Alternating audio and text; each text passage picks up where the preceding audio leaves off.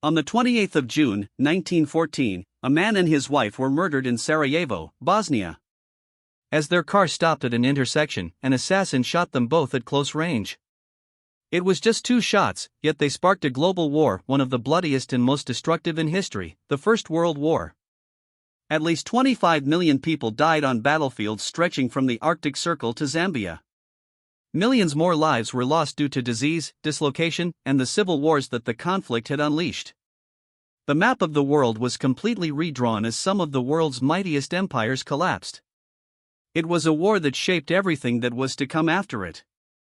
Without the First World War, there would very likely have been no Great Depression and no World War II, no Mussolini, no Hitler, no Stalin, no Mao Zedong as we know them today. So why was the world plunged into this gigantic conflict? What were the real causes of World War I?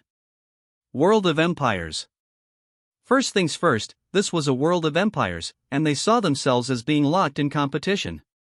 Europeans ruled over 84% of the Earth's surface.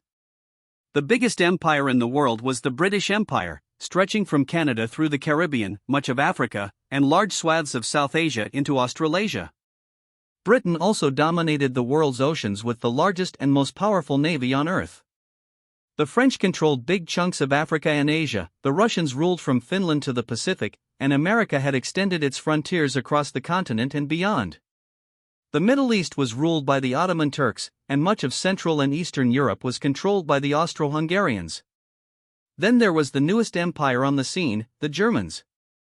Germany had only been a unified country for less than 50 years, but it had exploded onto the world stage in that short lifespan. It had one of the world's biggest economies and amassed the 3rd largest global empire after Britain and France. So, and this is a big underlying reason for the First World War, this was a world where conquest, competition, seizing territory, and defeating rivals were accepted parts of life.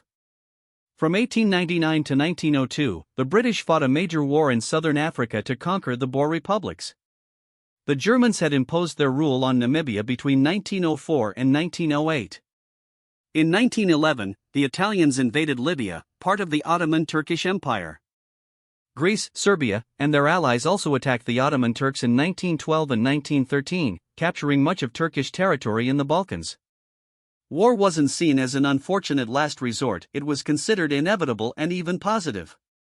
Not only could empires amass more territory and resources overseas, but war might serve a purpose at home too. Across Europe, new ideas were on the march. Many people were calling for political rights, democracy, socialism, and even the breakup of empires.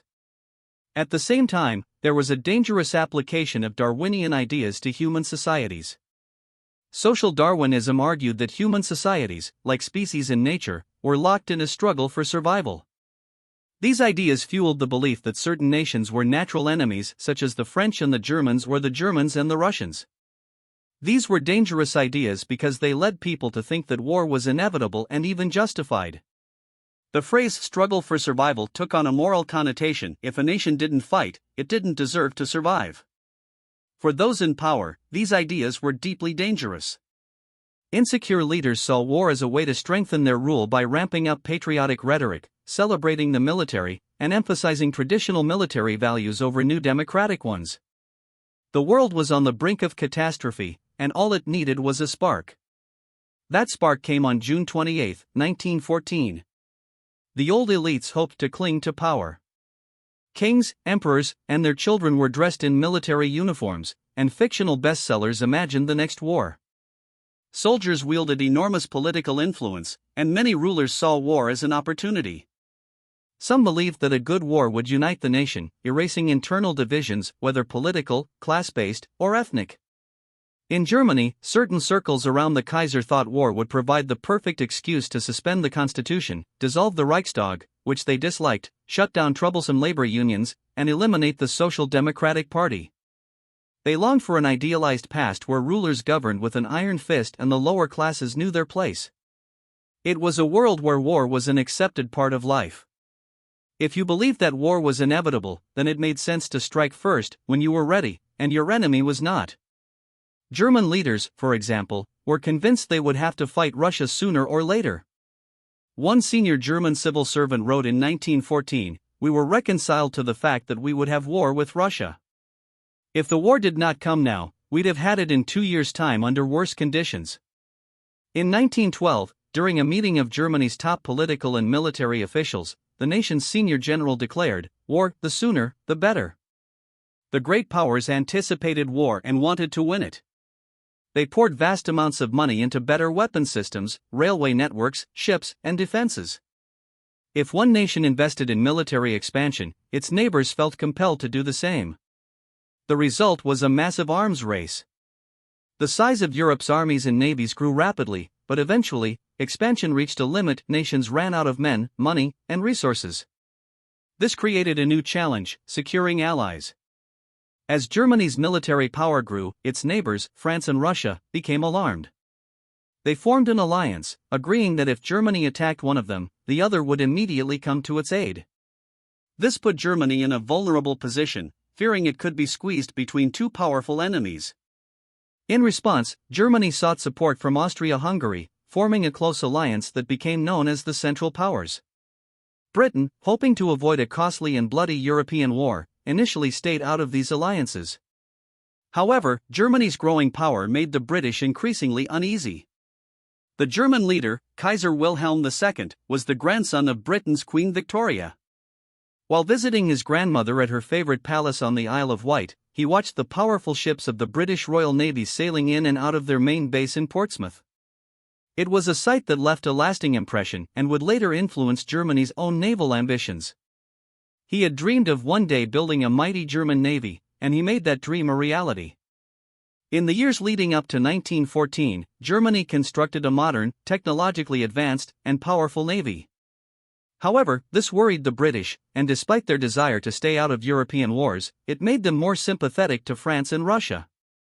Britain did not want to see Germany, with its massive navy, further the other, and assuming that a major war was inevitable sooner or later. A few years earlier, Germany's greatest statesman, Otto von Bismarck, had summed up the situation: "Europe today is a powder keg, and the leaders are like men smoking in an arsenal. A single spark will set off an explosion that will consume us all." What he said next turned out to be eerily accurate. "I cannot tell you when that explosion will occur, but I can tell you where. Some damned foolish thing in the Balkans will set it off." And indeed, that spark came with a damned foolish thing: the assassination of Archduke Franz Ferdinand. The man and woman who were assassinated in Sarajevo, deep in the Balkans, were Archduke Franz Ferdinand and his wife, Sophie. He was the heir to the throne of the Austro-Hungarian Empire, and during their visit to Sarajevo, the capital of Bosnia, a province of the empire, they became the targets of Serbian nationalists. Many Bosnians were ethnically Serbian and wanted Bosnia to leave Austria-Hungary and join neighboring Serbia. Serbia, in turn, encouraged these rebels, with Serbian officials supplying a group of assassins with bombs and guns to target Franz Ferdinand during his visit. The Archduke's motorcade drove through the center of Sarajevo despite security concerns.